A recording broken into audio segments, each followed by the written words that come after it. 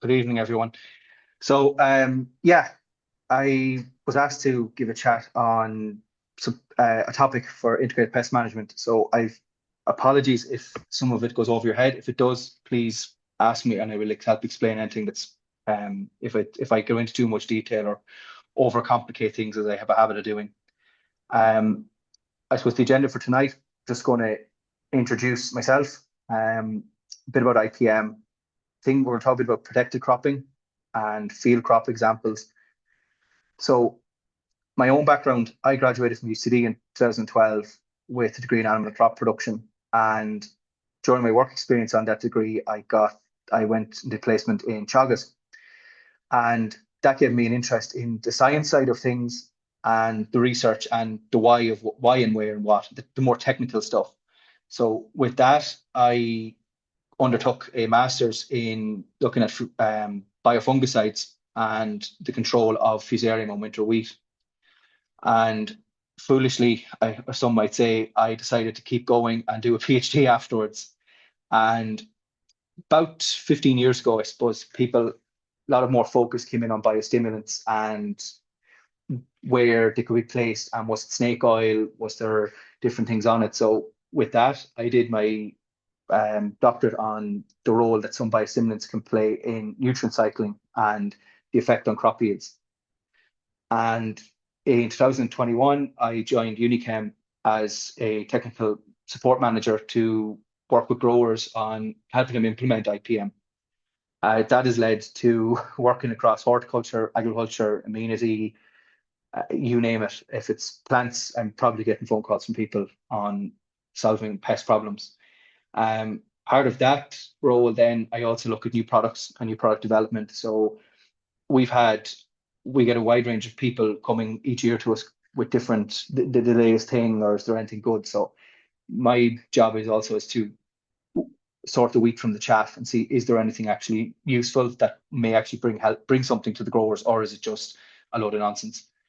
Um, so with that, I'll jump into IPM. I'm sure most people have come across this before, if you're physical, chemical, and biological um, methods. So I suppose IPM was started, the concept was thought of about 100 years ago in the States, depending on varying sources. But it's realistically, IPM it's consideration of what you're doing to grow the crop.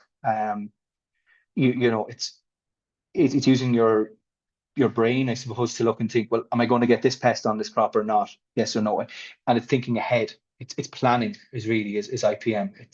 It's thinking ahead, going, well, if I plant this crop in this situation, will it get this pest? Or if I delay my planting, will I more reduced? And things like that. So a lot of things that IPM we're already doing as part of general crop management and growing. Um, it was There's big focus put on IPM in Europe in the last 20 years, with the desire by the regulators and the consumer to reduce the pesticides on crops. Um, so with that, it's in mainstream agriculture, it's reducing the number of pesticides. With organic agriculture, there is less pesticides used already. So you're already well ahead of the curve on targets in that aspect. So why? As I mentioned, the regulatory changes. There is now a justification for if you use a plant protection product, even in organics, if it's pyrethrum or neem oil or whatever, if it has a PCS number, you have to justify why you're using it. So if it's on, there was a pest in the crop, I seen the pest, we needed to treat the pest. That's a justification, but the recording of it essentially. And the economics of crop production is we're under constant change. Labor is rising, land costs are rising, input costs are increasing. So it's making the best use of your money and what you're spending to try and maximize the return on investment from the crop. When I say with economics, some growers have moved more towards using biologicals because of the lack of labor, the lack of time. It's taking a job off them, that they can release some predatory bugs or mites into the crop, and they're working away in the background. They may not solve the problem, but they will hold it enough till there's more time to deal with it. And The last one is in the last, we're always seeing pests moving. We're a globalized economy. Anyone that's familiar with the tomato sector in Europe, there's a moth came from Mexico to Portugal, went from Portugal into the Netherlands, and now spread all across Europe. It's called a tuta absoluta moth. So what that does is it gets into it mines into the fruit and destroys the fruit of the crop, mines through the leaves. So it's a type of a leaf miner. But that pest only started moving about, I think it was 2015, 2016, and it has made its way across Europe and the globe through, look, tomatoes, food is getting shipped, things like that. So not only that, then you've pest and disease are being impacted by the weather patterns. We're seeing more and more changes in how our weather is changing. We're getting drier, longer, drier periods, a more condensed rain periods, and that's leading to sometimes we're slowly seeing a change in expected pests, and that's leading more with people, with say aphids, for example. We're seeing more aphids at certain times of the year than we would have, like milder autumns, milder winters. We're not seeing the winter kill from frosts that you would have expected even 15, 20 years ago. So I suppose how do we implement this on farm, or how do you implement it on your farm? You know your crops, you know what you're growing. Nobody just jumps in and says, yeah, I'm going to plant this today, without knowing something about growing the plant or doing a bit of research. It's the beauty of the internet. We have so much knowledge at our fingertips now. So you can find out fairly quick what pests might attack. Will the same pest attack other plants that I'm planting? So in a field or in my tunnel or in my glasshouse, if I get spider mites, how many other crops in here might get them? So do I need to anticipate that I might have to treat or plan for action on some other plants? Outdoors or even indoors, your history, your previous cropping, the weeds. Weeds are a brilliant one for holding whitefly, aphids, loads of pests, trips, things like that. They'll all just thrive on them. Your hedgerows and field margins, smaller fields have been known to show, it's well known that smaller fields you'll have more carrot root fly in a smaller field than you will in a large field. You tend to get it on the headlands closer to the ditch. So things like there's different plants are growing in there, like your cow parsley and things like that. And then I suppose it's like any pest control plan or disease control plan or weed control plan. It's using as many angles of attack as you can get as possible. So it might be something as simple as adjusting the date of sowing, planting more plants in to shade out weeds, or planting it wider to allow more airflow. The same, I'm not going to focus too much on nutrition, but we've all heard about nitrates. Excess nitrates in the plant are known to increase aphid populations. Then there's the thing of, if you're going to use a predator, well, when do I introduce them? So the earlier you can get them into the crop at the right time, the less chance you'll have of better chance of success. Sorry. And then physical actions, like do I till the ground more? Do I put some sticky traps up? Do I put some kind of a barrier in place? Mulches, plastic barriers, whatever, and things like that. Sorry. So, I said some physical IPM actions. Weed management, particularly indoors. Whitefly, it's regular when you go into when I go into a grower, I'm with a problem. We're looking around, thinking, is there any weeds that need to be looked after or to be knocked out? Whether it's flame weeding, physically pulling them, using in organic situations was using acetic acid, a solution, something like that, to knock down the weeds. Something as simple as stale seed beds, trash, ploughing, cultivating, knock them down.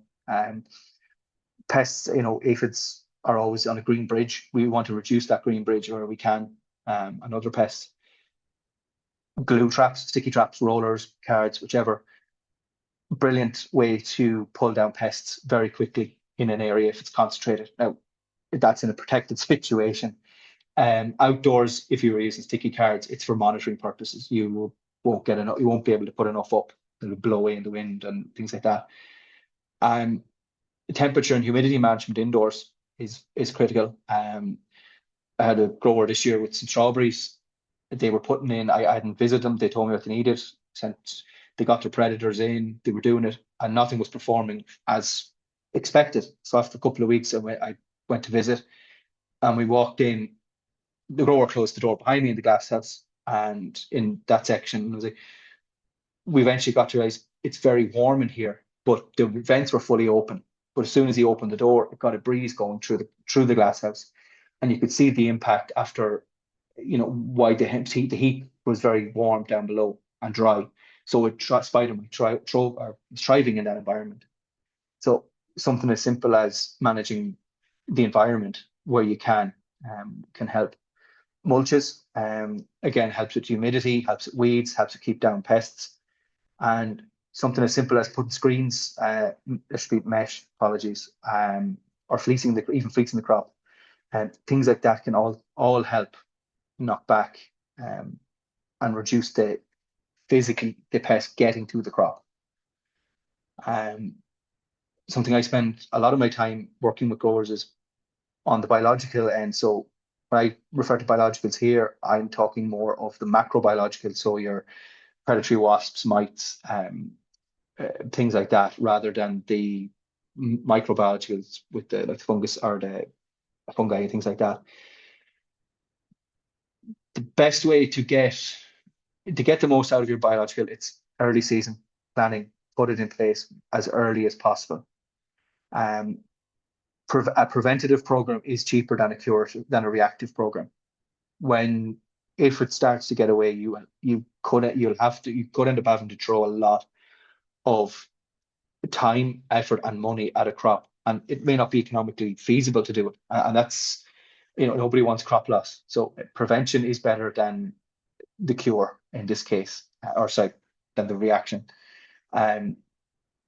Ideally, you introduce them as the pest population before the pest population builds. On the other hand, you have to time it just right in some cases, because if there's no pest there, the predator has nothing to complete their life cycle on. So it's all about knowing the pest. Something I've noticed a lot with going out to growers in the last number of years is the benefits of a refuge and food areas for the predators. Flowering margins, we see it in the garden. You walk around, you'll see certain flowers, insects are just go to. Alyssum is one. It is brilliant. I really, really like the crop.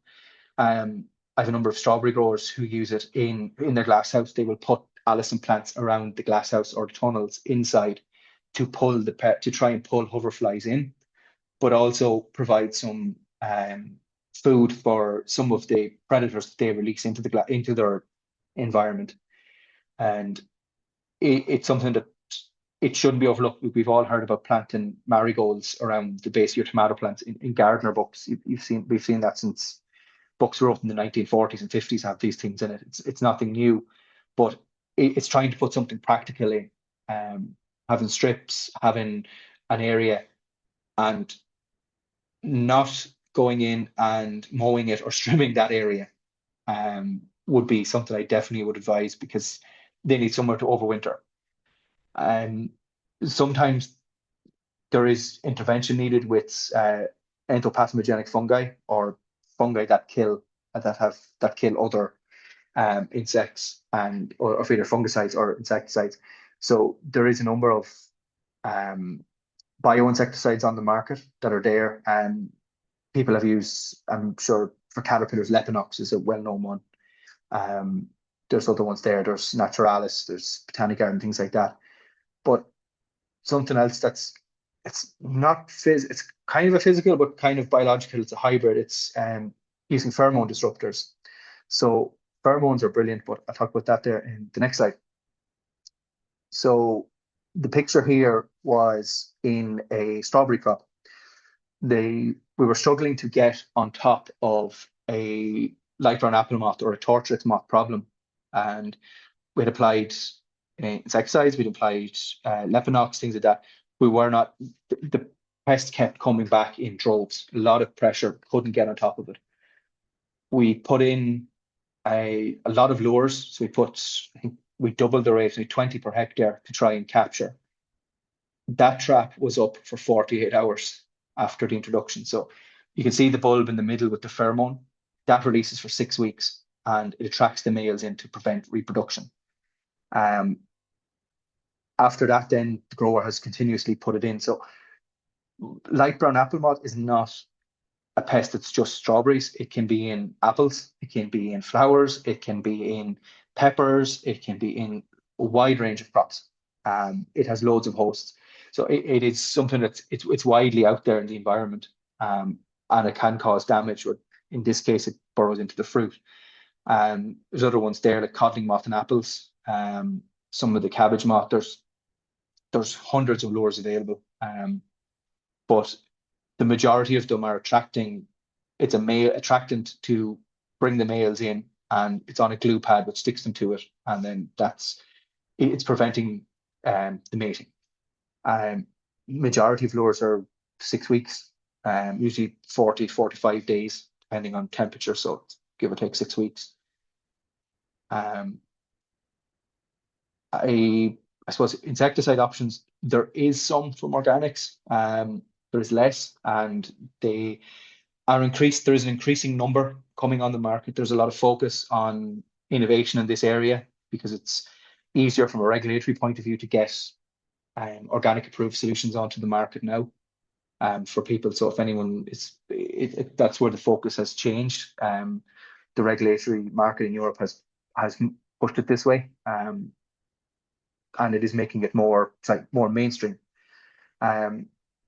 Some options, I suppose, people will be maybe aware of some, aware of or not. So break it down to your contact sprays. So a lot of people are maybe familiar with Flipper. Flipper or Tech Bomb are essentially the same thing, just a different pack size. SP Plant Invigorator is a brilliant product. In a way, it works similar to Flipper and Tech Bomb, but it's less. It seems to be less harsh on the plant after multiple applications. You start putting on big rates and it gets problematic. But lots of people, it's available to both amateur and professional users. But all three of those work as similar to a soap, but they suffocate the pest, whether it's whitefly, an aphid, or a thrip, or whichever. Whereas the orange oil based product called Limicide it's pharmaceutical grade orange oil. So it comes from if you're eating an orange, next time you eat an orange, bite the skin, and on your tongue you will feel a stinging. That is a substance called limonene, and that's where the orange oil, the extract, comes from. But that is more of a dehydrating type product. So it sucks the moisture out. So if you were using it on whitefly or aphids, it dehydrates the pest. And it also has a benefit of, if it dehydrates pests, it also dehydrates fungi. So it's a couple of growers have had used it, trialed it this year. It's a new product to the market. So a couple of growers who trialed it this year against powdery mildew, and it performed much better than we expected. But that's becoming part of their pesticide reduction plan now, because supermarkets are demanding it in conventional crops, but also in a couple of organic growers have tried it as well and have had quite good results. If anyone is interested in it, I don't think I would say is be very careful with it on very tender plants. It can be quite harsh, but it has given good control of the pests, and it's quite friendly on beneficials, which we'll talk about in the next slide. As I mentioned about the entopathogenic fungi, if your Naturalis, Mycotal, M52 is a liquid version of the granular product that is used against vine weevil. So it is a fungi isolated from the soil that was been grown up in a lab, and when the pest eats it, it dies for vine weevil, or the same principle any of these. The spore gets onto the aphid or whitefly and germinates and it essentially kills them. Pyrethrum is still there. It has quite limited label left. It lost a lot of crops off the label and commercially quite hard to get.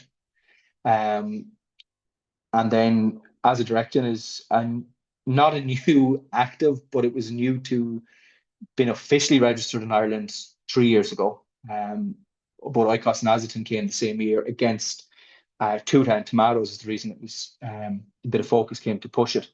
But it's an extract of neem oil. So a lot of people are familiar with neem oil. It has both antifungal and anti-insecticidal properties, but the azadirachtin is an extract of the wider neem oil. It's not a knockdown insecticide. It's a insect growth disruptor.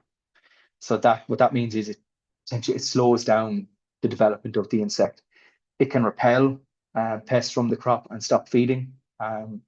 Quite useful as part of a bioplan because it allows a wider window for your predators to attack the pest. I just want to touch base on this quickly. So it is something I would refer to a lot when I'm talking with growers, more so with conventional crops, but you'll see the next slide why I wanted to bring this up. So when you're using biologicals, there's 4 insecticides are categorized in a 1 to 4. And you see there's less than 25% of your beneficials. It's pretty much considered harmless on a beneficial point of view. Category 2 is the same, less than 50%. Try not to use category 2, but we sometimes have to use them. Category 3s and 4s are when you're going in full scorched earth, you have no choice. You know things are getting away. But the reason for those is so some of the category 3s and 4s, they tend to be a little bit more persistent and they tend to have a longer lasting effect. So that's some of that is it's not a classification on the safety of the pesticide. It is purely in the context of the effect on the beneficial insects, nothing to do with plant safety or crop safety or human health or anything. It's just the effect on the predators.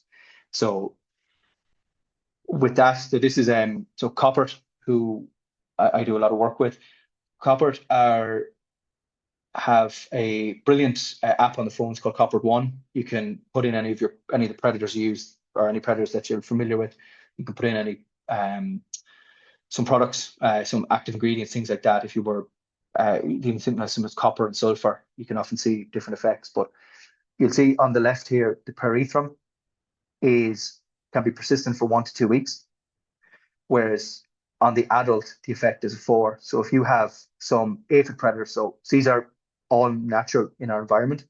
So if you have some aphid predators, you will see that there's a 4 on the adults. So you're going, if that pyrethrum hits the adults, so 1 to 2 weeks within the crop, there is a problem. You will have to reintroduce predators, or you've killed your predators out of the crop. Chrysopa is a lacewing larvae, but it's a 2. You take it, but it's not ideal.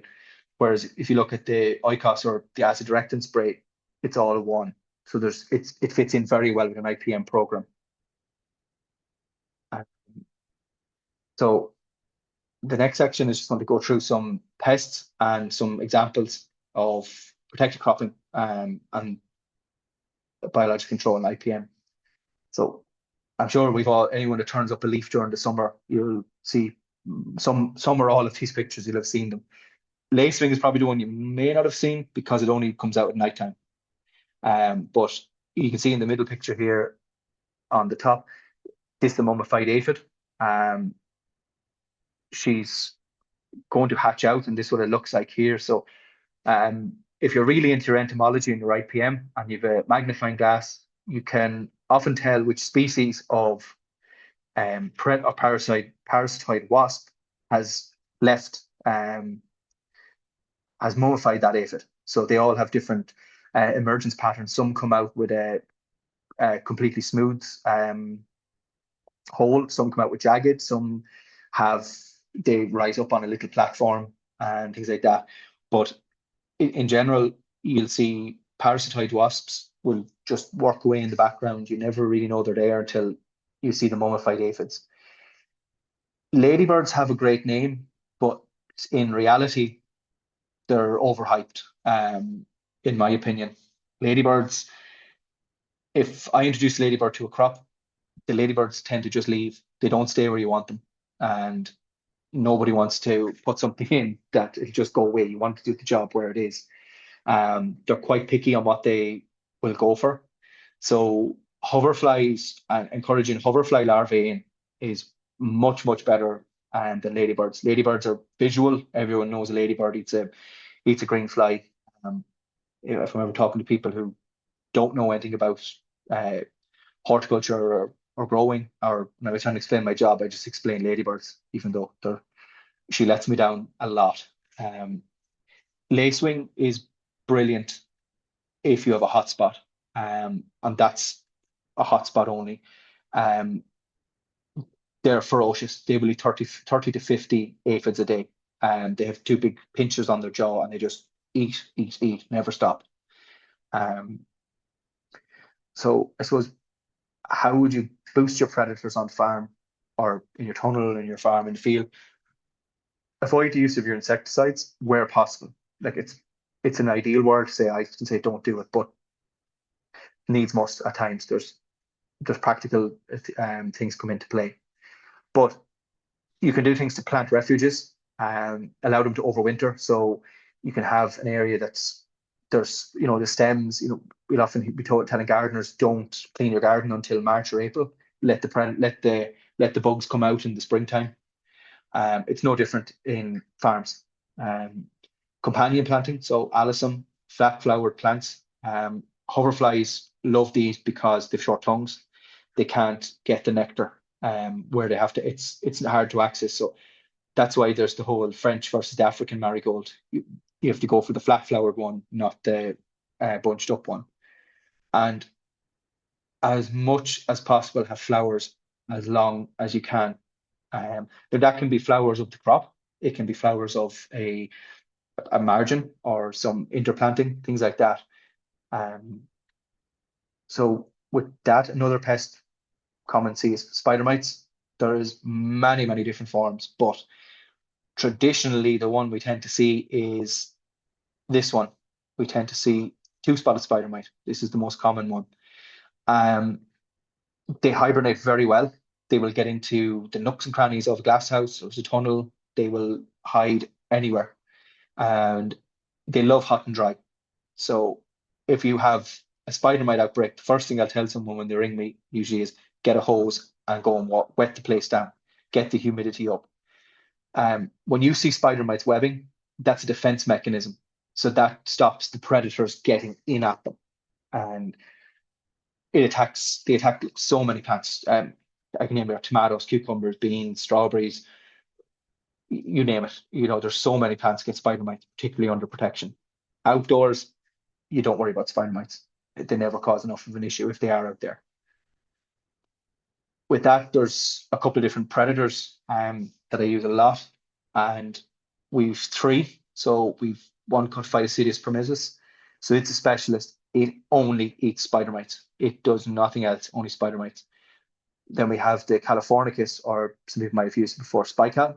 Spical is brilliant in, you introduce it early, it stops the spider mite colonies building up. It eats the eggs, it eats the smaller spider mites. The reason you would switch back to using a mixture of Phytosidius is a physically bigger mite, so it fights better. And it can fight the big adult spider mites, whereas the Californicus can't. There's only one crop you can't use it on, and that's tomatoes, due to the leg length, and the hairs on the tomato leaves and stems. The Phytosidius is the only mite that can overcome this because they essentially drop their legs off and regrow longer legs to get over the hairs on the tomatoes. So it takes a bit longer on tomatoes to get a response with the Spidex. And one that's really underrated is it's a Feltiella argyrosa. So it's a gall midge and it's winged. Now you'll often see them if you had spider mites, and you'll often find these little orange larvae in the middle of them. You might wonder what it is. That's a Feltiella. And Feltiella is native. They live in the hedgerows. They eat other things as well. But Feltiella is brilliant in that it just flies around doing its job and you don't even know it's there. So as I said, Spidex or Phytocetus, it's specialist mite. It has to eat spider mites. It comes as a little clear larvae, and there's adults in it as well. So there's a mixture when it comes in the bottle, but they come clear. But when a Phytocetus eats spider mites, they turn orange. So there was some older formulations of spider mites or Spidex, and other Phytocetus, some other ones out there that come orange in the bottle.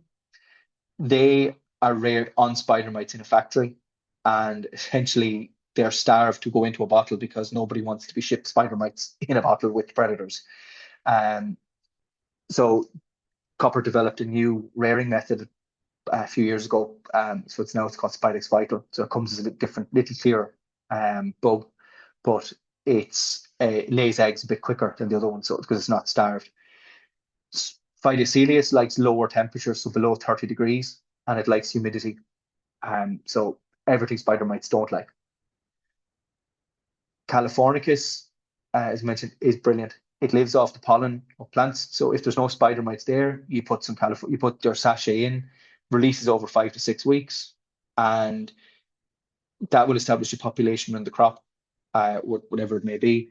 And the idea is that it's working away in the background, that you're not having to intervene. It's getting in before there's a problem. So the Californicus is a clear, kind of a creamy color when it comes out. And then again, when it starts to eat spider mites, it turns an orange color.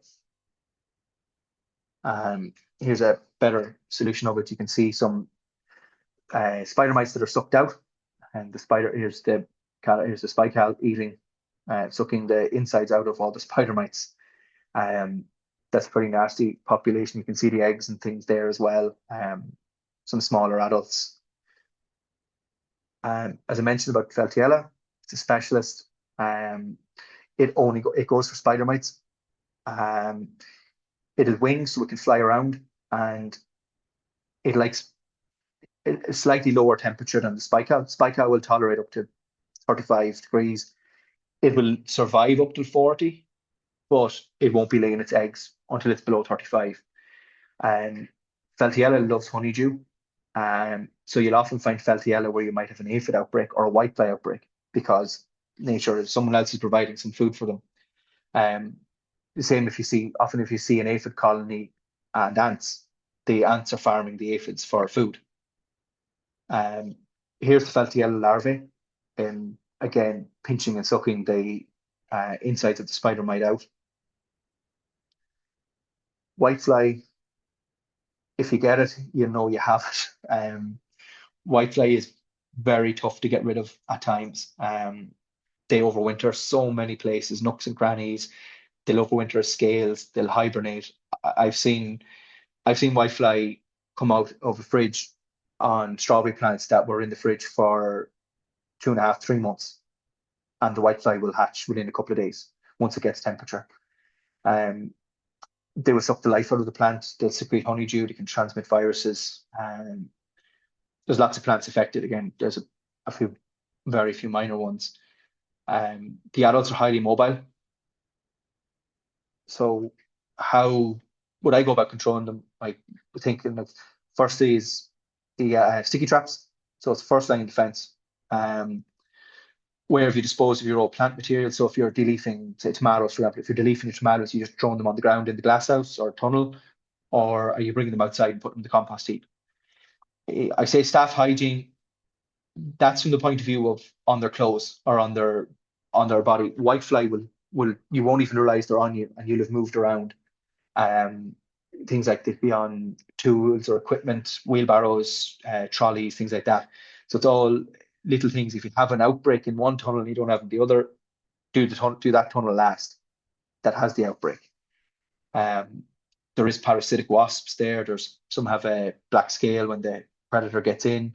You've predatory bugs in the form of Macrolophus, mainly used on tomatoes, but can be used in other crops, but less so, because you have predatory mites, which to me, predatory mites are much better. There's loads of different types. There's just 3 names there. There's 2 or 3 other more you can use. And then you have the fungi, your bioinsecticides here, Mycotal, Naturalis, things like that. or limicide or clipper tick tech bomb. This is an incarcia piercing the scale. So in a couple of weeks, within about 2 weeks, that scale will turn black and a new predator, a new parasitic wasp will emerge. So if anybody is very into sci-fi films, sci-fi got a lot of their inspiration from nature.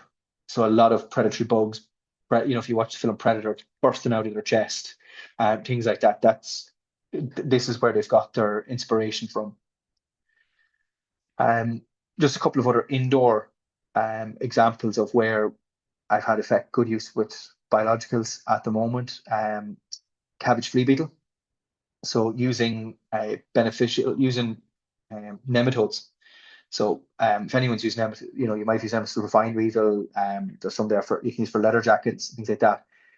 The flea beetle, if you apply early to the crop, once it's emerged, you'll have very, very good levels of control, 80+%. Yellow traps, so we say yellow water traps, yellow sticky traps, but if you're using a water trap, put a bit of washing up liquid in it just to break the surface tension so the pests can die in it, the adults. And do things like removing crop debris to reduce your larvae. It's no one biology is going to work on its own. It needs other interventions along the line. Leather jackets is difficult to control. I suppose it's getting more and more inquiries about it, that what am I going to do for my leather jackets and other soil dwelling pests, because often some growers I've been speaking to, they've resorted to incredible amounts of tillage, cultivating a field 7, 8, 10 times to try and stir up enough leather jackets that birds can come in and eat them, or they're exposed to the elements and things. I don't think it's more desperation is why they're doing it. Getting good results with leather jackets, with nematodes against leather jackets, once hit at the right time. So it's all about timing. With anything, it's getting at the right time. So in Ireland, we have 2 species of crane fly, or daddy longlegs. About 80% of the population tends to lay their grubs in late August into September. There is a portion of leather jacket laying its eggs in May, June. So you may see more impact in that time of year than traditionally. So that leads back to the climate changing, because we're seeing more and more leather jackets earlier in the season than we used to see them.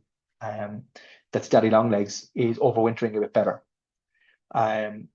Scarlet fly or fungal gnats is a very common query. I am getting a lot more queries in the last 2-3 years with the changeover to peat-free materials, down to quality can be quite inconsistent between suppliers and different batches and things. It's not the peat material, it's not the material per se, but it's more the fact that its water holding capacity is the issue. It's either holding too much or too little, and then people are overwatering it for different reasons.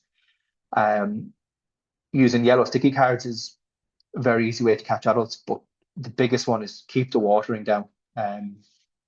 Something as simple as that. Using nematodes to knock back the larvae. Again, a lot of the same nematode species do a lot of different plants. So the Sturmophyllii will do cabbage flea beetle and scarlet fly. And you can also put in things like soil dwelling mites that they come in, you just release them once a year and that's it, they work away. So they'll eat other things like shore fly, house flies actually as well. If you can find where they're pupating. And it's quite an easy one to solve with fungal gnats. Is watering some traps and a dose of nematodes tends to knock out the majority of the problem. So with outdoor crops, I don't know, do we stop here for some questions on what I've done so far, or do we need to jump back?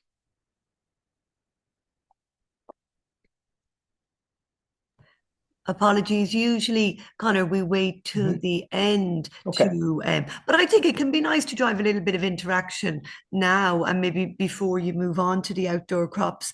I see Porrig Fahy is on the call, and I know you've worked with Porrig as well. And Porrig is just asking about if you could recommend nematodes for cabbage root fly, and application to trays before planting. Yes, great timing to do it.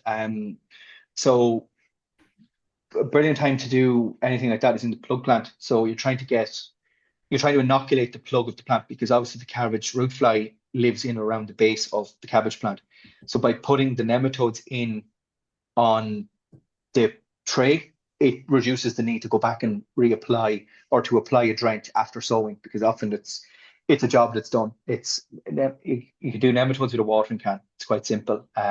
Sternomyfeltii or Entonem is the one that would be used there. A pack of a 50 million pack covers 50 to 100 square meters. So there's a lot of trays covered there. And it's quite helpful if you inoculate early, you're getting the larvae down beforehand. So you're keeping the pest number low and you're protecting your plug. Yeah, that makes sense. As anyone else, any more questions? No, there's no more questions at the moment, Connor. So if you want to head on and finish up, and then we can take a few Yeah. more at the end. And thank you.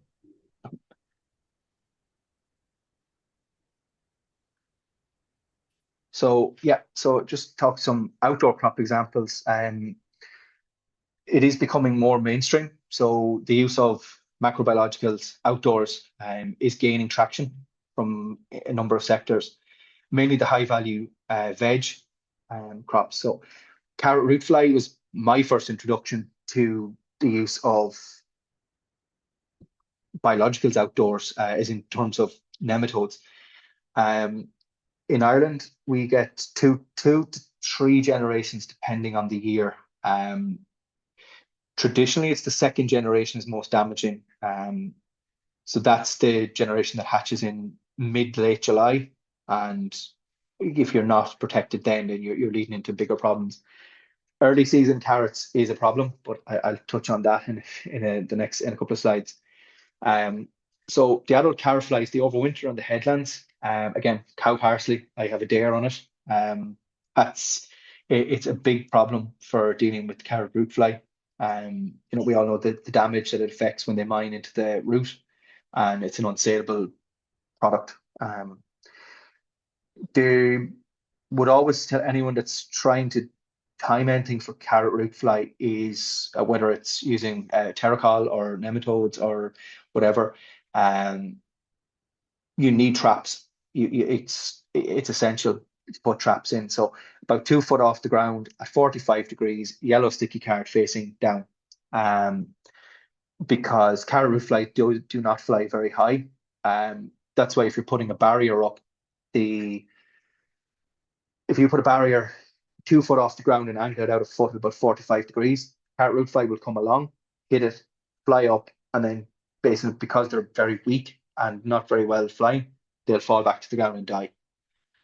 So little things like that can help.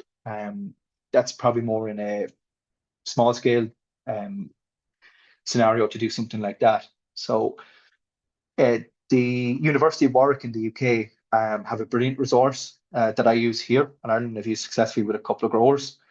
Um, yes, we are similar climates to parts of the UK, so I'll show in the next slide what I mean by that. But they give some information every year. So Rosemary Collier there, she has carrot root fly monitoring 52 weeks of the year. They will count carrot root flies on some set areas to monitor the hatch rates across the UK. On early season crops, fleece the crop, definitely. It's getting harder.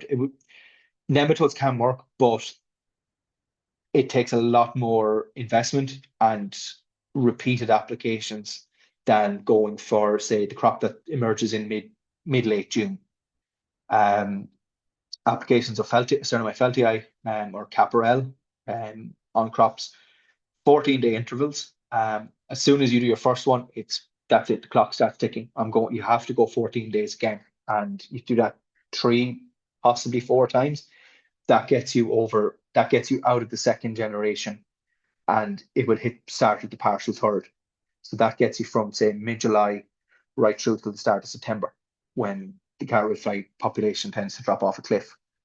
Um, so as I mentioned about the forecast, this is a UK-based forecast that was from this year, and I tend to use the forecast for Lancashire because it's quite similar climate that we will get in most parts of Ireland.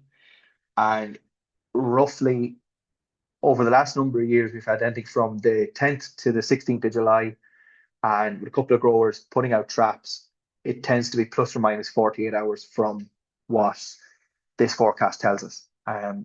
But you can see there down in the south of the UK, you're looking at the 4th of July, 5th of July, right all the way up to the 19th of July in Cold Cornwall. So that's why using traps for monitoring to understand, well, the pest has arrived, now I have to go. It's important, because if you're going to put the investment and the time in, you want to time it right, that you're getting the best bang for your buck. This is another thing that came across my desk a couple of years ago. It's called Scylla Protect. So Coppert, we're working in conjunction with a Dutch company that designed this. So it's a onion oil. It stinks. It is disgusting in the bottle. It's the smelliest onion thing, even with the lid on. You will smell it in the box. But it's a pellet that lasts for 3.5, 4 months. It slowly releases the scent of an onion. And we all know that there's onions and alliums, carrot root fly don't like it, so it repels them. And this is the dispenser that they use. You can use a yogurt pot with a lid on it, just stab some holes in the side, things like that. But you put anywhere from 4 to 8 per hectare around the headlands, and to repel them out of the crop. And I would recommend using it in conjunction with carrot root fly trapping if it's something that people want to use. It is reasonably effective, but not on its own. It's not something I would say, yeah, just use this and you'll be fine. I wouldn't have any faith in it. I wouldn't stake my reputation on it, put it that way. If someone wants to do it, that's their own risk. But it's one application a year. It helps just repel out carrot root fly. So there's the diffuser. It's something simple. It's nothing fancy at all. A city yogurt pot will do the same thing. So product I mentioned there is Caparel. It's Feltii. Comes in these are in very large packs. So there's 4 sachets in the pack, stored in a fridge, and each sachet covers about 2,500 square meters, or it's a hectare pack. And then, if you were saying if you just over, say, half an acre of carrots, one box would do it for you for the season. So the 4 sachets, one every 2 weeks. How to use it? I suppose you're looking at your crop, your pest, when to apply. It's number 2 here we're looking at, really. Number 1 is very hard, before the adults emerge and overwinter in the spring. So if you see cow parsley starting to flower, it's probably time to start going if the carrots are emerged. If you have early season carrots, still be recommending fleecing, because if you have an early season carrot and then you have your main crop carrots emerging in late June, they're under attack straight away. Whereas in a situation where you don't have those early season carrots, there's less pest pressure in the field, or there's less pest pressure in the environment, because the first generation is it's dropping down. And then it's the main one is in June, July. So based off the previous data, around the 14th of July, we'd have checked our traps out since the first week of July, check the traps weekly, or a couple of every day, really. And when it gets to closer to the 14th, if you haven't seen it, and it's to give an indication, and then the trigger is go and spray them. When you're using nematodes, forget everything you've ever been told about spraying the dry, things like that. The more water and the more rain, the better. People will think you're stone mad doing it, but it is key to getting good success. So I suppose summarize, the soil moisture is it's make or break. If you don't, if a nematode doesn't have moisture to move in the soil profile, it's not going to be able to move to find the carrots. The larvae on the root on the carrots. Early season carrots, we have found it is presenting a serious challenge in terms of increased pest pressure all season long. That's if you have enough scale and you can move your carrots away from if you can separate your carrots out by a few miles, realistically is what we're talking, all the better. That's, you're really separate now to have your early season carrots somewhere else, if possible, or even on different parts, as far apart as each other on the farm, that you can do. Using cow parsley, it's a known host. I can't see much benefit of cow parsley. It wants to kill, it wants to hurt people. If anyone's ever went cutting cow parsley and got sunshine on it, you'll end up with blisters on your arms. Been there, done that, and have the scars from my sins. Over enthusiastic with a strimmer. But the timing of application it's make or break. If you get it wrong, it will go wrong. Fleecing is a lower risk, but it's a more labor intensive option. If you fleece, you have your protection on. But there's a cost to fleece, there's a cost of putting it out, there's the cost of, there's so much more extra with it. Whereas the nematodes is put it out, and it's the cost of the nematode essentially. Another pesticide that's been, it's a pest that's shown up a lot more problems in the last number of years, particularly in conventional cropping. Conventional growers, particularly potato growers, have huge problems with wireworm in some parts of the country and across Europe. Mainly down to the fact that a lot of the nasty insecticides that were for soil fumigants were banned, and there's been a bounce in populations of wireworm. And we know what the damage it does. It burrows into the tubers, it eats the roots and things like that. So Coppert have done a lot of work in the Netherlands and in the UK. There was a lot of work done in the east of England and all over England in last year and this year, and looking at timings, the best time to put it on, when to do it, and they've been doing that likewise they've an outdoor research farm in the Netherlands as well to trial their technologies to see where best to use things. Again, it's using nematodes, it's drenching into the root zone. If it's on potatoes, it's when you start to see hooking or first tubers initiation, apply then, and then apply 14 days later, just prior to the tuber or the rows closing, apologies. Moisture, again, as much as you can get, keep it wet, irrigation, or do it in the rain. But it's to get the nematodes in, and with that, we did trials on it this year in Ireland, with a number of potato growers, and we've seen anywhere between 45 to just under 70% reduction in wireworm damage on the tubers, varying from 1 to 3 applications. Apologies, one grower did 3 times. So Cassia is the product, or the active is the nematode species is the Sternum capsae, or some people may have used capsinum.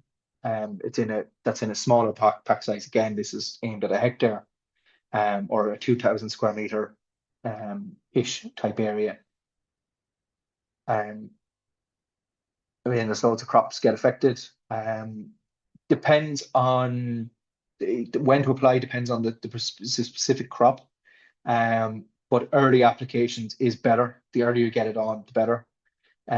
You can use bait traps. You can do something as simple as get a few large potatoes, cut them in half, bury them in the ground, mark where you bury them, and come back a few days later and check them to see is there wireworm in the ground. Field history is very important with knowing where your wireworm is. So it's something that it's probably more so with things like wireworm to know certain parts of a field within a couple of acres of a field, even or an acre field, there's certain sections will have it worse than others, or other parts will have no damage. So it's targeting the areas and specific fields where possible. Sorry. Another one that has cropped up, and it's a pest that has started to cause a bit more trouble. Whether it's down to cropping types or varieties or the time of year, I'm not sure. But bean seed fly has started rearing its head in the last few years. Again, the cassia nematode or capsinum has been shown to be effective. Again, drenching when the larvae are active in the root zone, and pretty much it does what it says in the tin. Um, uh, Probably there's a lot of pests have emerged from, again, like the wireworm. Leather jackets would be another one, that the withdrawal of actives in conventional crops have led to a resurgence in pest populations that they were suppressing. Things like clophyros or dursban was with leather jackets. You could see after on sports turf, so golf courses and things like that, 4 or 5 years late. It was taken, well, after 4 years, 14, 15 months later, you were seeing a move in population and suppressing it for up to a year or a bit more after. So with that bean seed flies, it looks to be behaving similar, that we're seeing more and more pressure because it's not being controlled elsewhere on other crops, so it's wider in the environment. Again, it's applying reapplication every 7 to 14 days after the fly is detected, using yellow sticky traps. Again, yellow traps tend to be the majority of pests go to yellow. Thrips will go to blue. There is one species of thrip goes to green. There is other fruit flies. Some fruit flies will go to red. There is different color traps for different things. Even black sticky traps. There's a trap of nearly every color at this stage. So it's if you know there's a heavy bean seed fly pressure, so if it's probably more an intensive salad, some salads can get it. If you know you've got previous history of it, it's a case of, I would say, plan to apply straight after sowing, as soon as the crops are up, and things like that. So we're very close now. So this is the summary, I suppose. IPM is prevention. It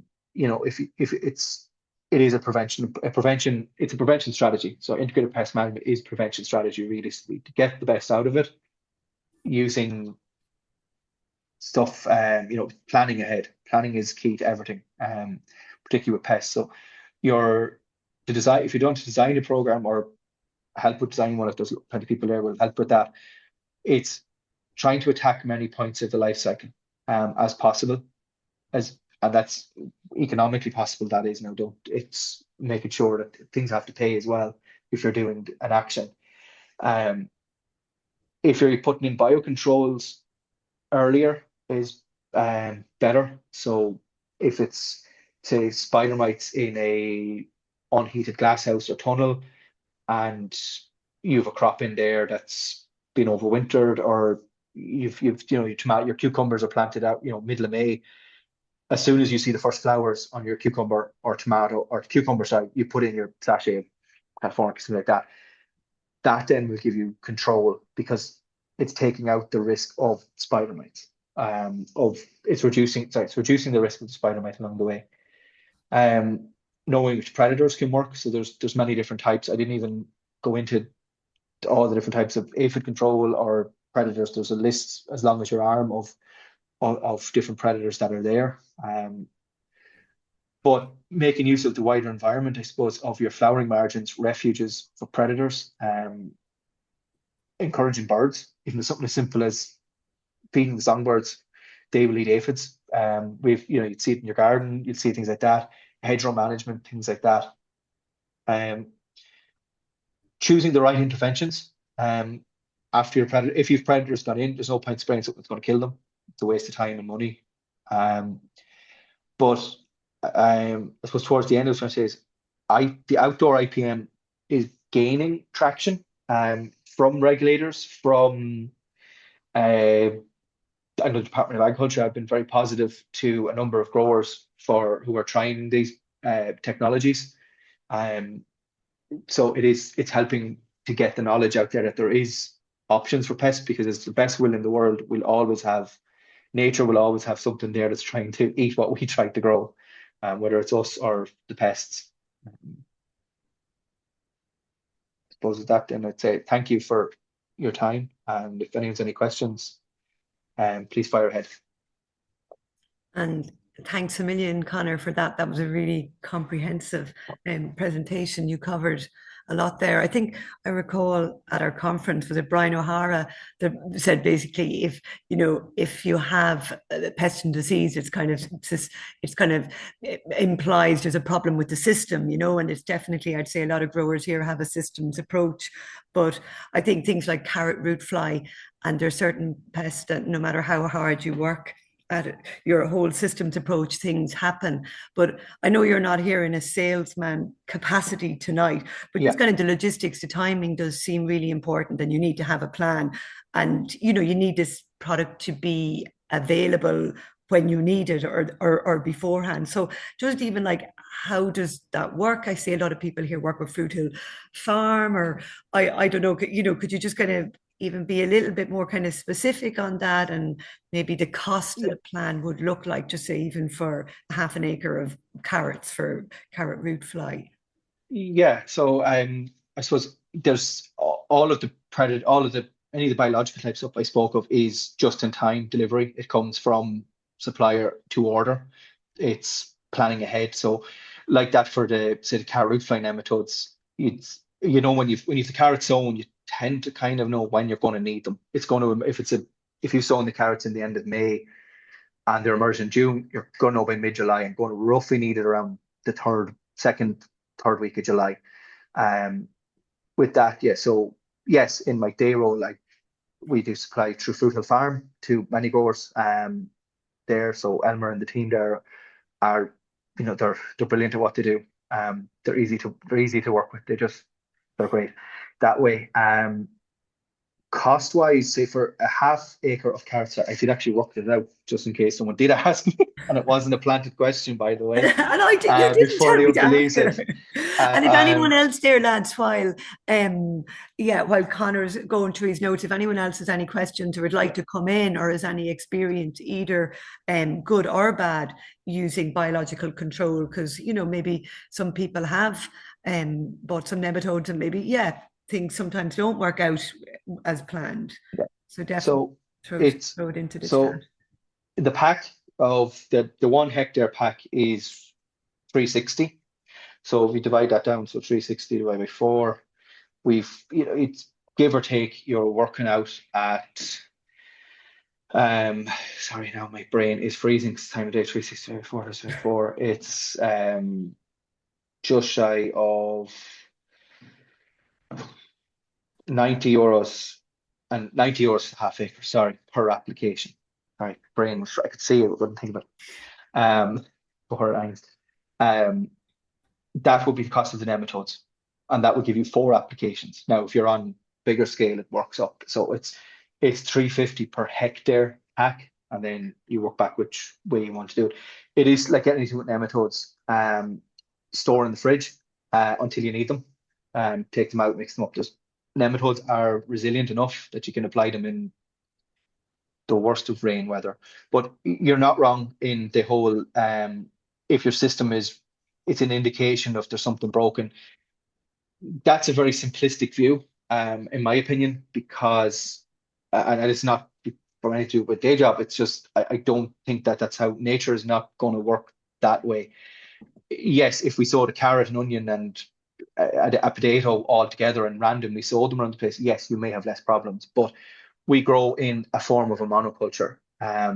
Yes, we try to have the plant as healthy as you can, but you are going to get attack from something in nature is going to want to complete their life cycle and find some food. It's just the way it's always been. Yeah, we try to minimize things as possible. You're trying to look at, like I said, things, even simple things like your sowing date, I didn't even touch on things like soil health. That's a whole different rabbit hole to go down. And you're trying to, I suppose, what I was trying to talk about tonight, it's more some of the intervention I'm using with growers because I tend to not have enough influence with growers or get much input into some of the other stuff that can happen. It's usually I'm getting the call after the problem has occurred, and it's like, here is this smug lad coming in telling me what to do and pointing out all things I should have done. So have to try and you're trying to work to solve the problem that's in front of you today, and then hopefully get the response that we can for next year use. To build that, to put some confidence in things, because using some of these technologies it's a little bit alien. You're using, often when you think in growing plants, nematodes are bad. 99.9% of them are actually good and have no effect on your plants. But the few that do cause the problems, we remember them. And it's, I suppose, with any grower, and it's not just for anything I've mentioned tonight. It's pick or choose. Use if you want to use it. Don't if you don't use it. That's entirely. And I will never push something on somebody if they don't need it. It's entirely it's their own decision if they need it. If they think it works. I'd always say pick the low hanging fruit with your problems. Pick your biggest problem first and see can we solve that. That would be the big one. I would always say to growers is pick the one you have, pick a problem that is causing you the most grief and see can we do that one first. But don't try to bite off too much. Focus on a couple of things each year. So if you're having problems with red spider mite, we'll focus on that. Don't try to go and do red spider mite, thrip, whitefly, and aphid all in one. Because if one of them doesn't work, then you don't want to get a bad impression of biologicals. And it has happened with growers. Some people have jumped in 2 feet first and have had bad experience, and then that's a load of nonsense. I'm never using that again. It's no good. And Conor, I know you mentioned earlier about aubergines being a good indicator plant for red spider mite being used at, Yeah. For everything. If you want to find a problem in a tunnel or a gas house, stick some aubergines in. They'll find spider mites, thrips, whitefly, aphids. We're using them as sacrificial plants in poinsettias and other crops. As monitoring, in conjunction with sticky traps and things to try and hit the right timing with introduction of predators, because it's important to, I suppose, like that. If you have aubergines in there, I'm not going to plant my aubergines beside my cucumbers if possible, because it's probably going to be a problem. Or better still, probably don't plant the aubergines at all. I was talking to a contact in the UK this year about just how the season went, and he just mentioned he had an organic aubergine grower in a glasshouse in the south of England that had a crop wiped out because they put in all their bios, they tried everything they could, but it just got away on them. So aubergines, I use them to get rid of problems, not grow them on for fruit. Let someone else do that. And on the red spider mite, I see Porrig has thrown in another question about spicall. Like, how many applications would you be looking of using throughout a season? Depends on the crop. Depends on a lot of things in it. Usually one, you can get away with one. Some years you might need a second one. So if anybody's actually seen the sachets, I should have put a picture in, but it's a slow release sachet that there's a breeding system within it, and they release about 150 mites per week, and they will come out over 5 to 6 weeks, sometimes 7 weeks, sometimes 4, depending on conditions. But if it's, say, a cucumber crop that you're planting out in May and you're going to try and grow that on till September, you're probably going to need 2 applications. Whereas if it's something like a French bean crop, you will get away with 1 if the sachets are done right, at the right time to get it in to move throughout the crop. There's, a lot of tomatoes, obviously you can't use them. other things. So it a lot depends on previous history. If you know you've a lot of spider mites in your tunnel or glass house, I'd say the first year is definitely do 2 applications, and then see work the history out. It's a lot of it's knowing the problem, knowing the pest. So um, it's not there's no easy definitely just do this, this, this, and this. It can be different for everyone, but 1 to 2 Kind of, per year. and kind of just say historically, Mm. you have red spider mite. How early or what date should you be getting in Um, there to prevent? if it's all down to temperature, so the Spical will work fine from about 12 degrees. If there's plants in there with spider mites at 12 degrees, the spider mite is still working from about 10 degrees. Nature always provides the pest comes before the predator in nature. If you see in springtime, you'll often see the bud bursts on the apple trees. Aphids tend to arrive in or around a week or two after the buds on the apple trees burst open, because nature is putting the food out, and then the predators, that tends to be so in mid-April, early to mid-April. By the May bank holiday, the 15th of May, you will see predators come out, natural predators, so hoverflies and predatory wasps. They all start to emerge because Mother Nature is providing food for them to complete their life cycle. Um, so we're trying to we're working with nature. There's no point saying that. I have to work with nature. We all do it as farmers, as growers.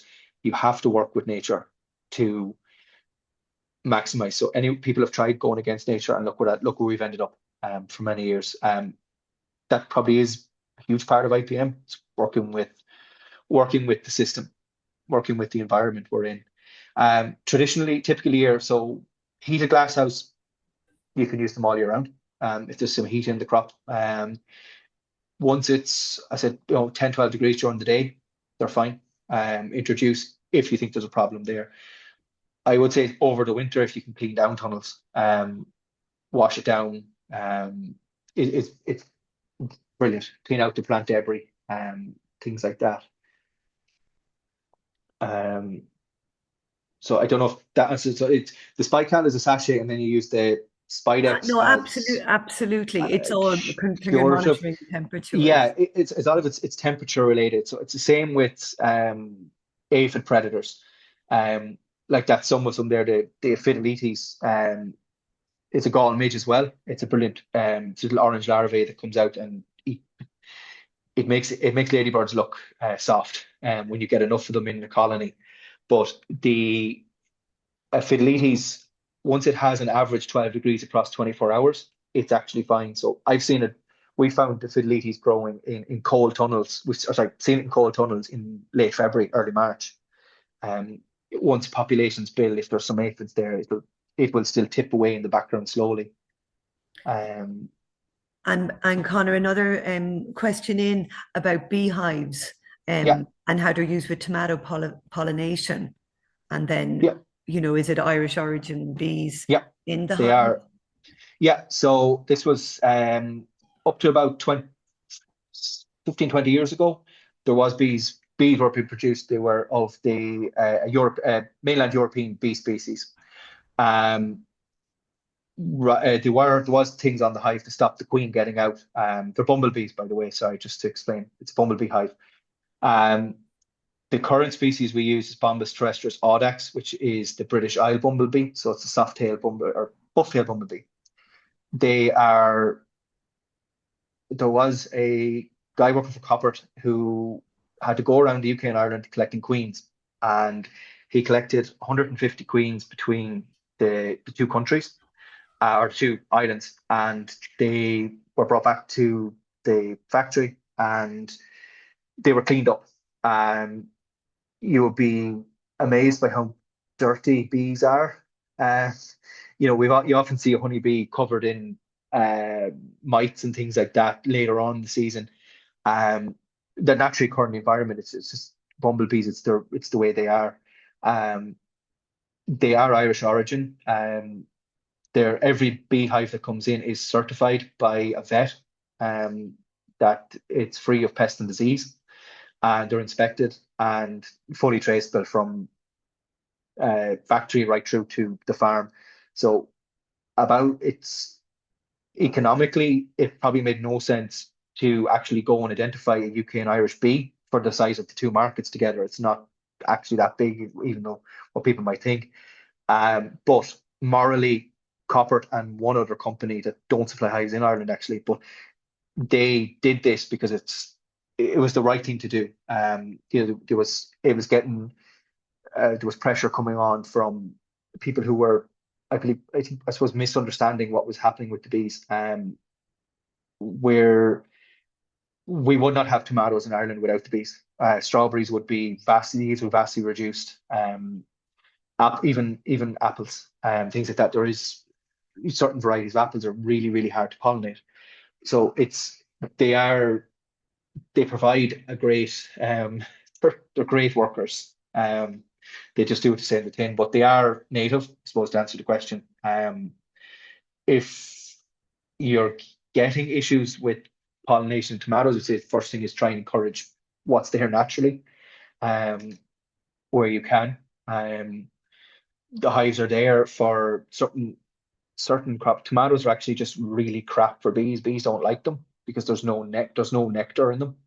So they have no sugar water to sustain the brood and keep it going. So whereas if you see bumblebees near a blueberry bush, the brood would be 6, 7, 8 times the size because there's just so much pollen and nectar in that crop, in that plant compared to others. So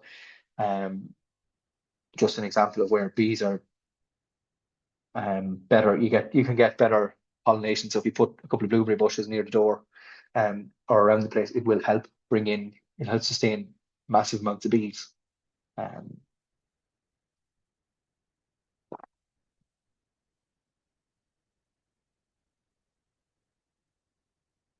You're on mute.